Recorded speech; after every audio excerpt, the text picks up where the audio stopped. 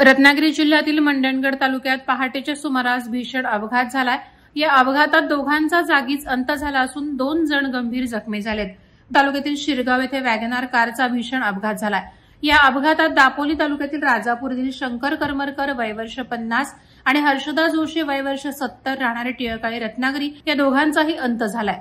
नाशिक येथून दापोलीकडे परतत असताना हा भीषण अपघात झाल्याची माहिती आहे। दापोली तालुक्यातील केळशी येथील असलेले प्रमोद मुकुंद लिमिये वय वर्ष 60, ओंकार प्रमोद लिमिये वय वर्ष 35 हे दोघं जण या अपघातात जखमी झालेत। हे सगळे नाशिक येथे गेले होते। नाशिक येथे नातेवाईकांकडे 16 सोमवारच्या व्रताचं उद्यापन करून हे पुन्हा कोकणात गावी येत असताना मंगळवारी दिनांक 18 नोव्हेंबर रोजी पहाटे मंडणगड शिरगाव परिसरात हा भीषण अपघात झाला।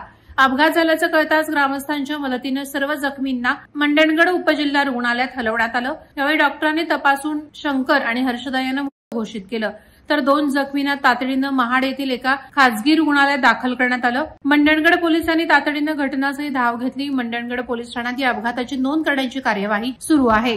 वादळवारा लाईव्हसाठी न्यूज ब्युरो रत्नागिरी।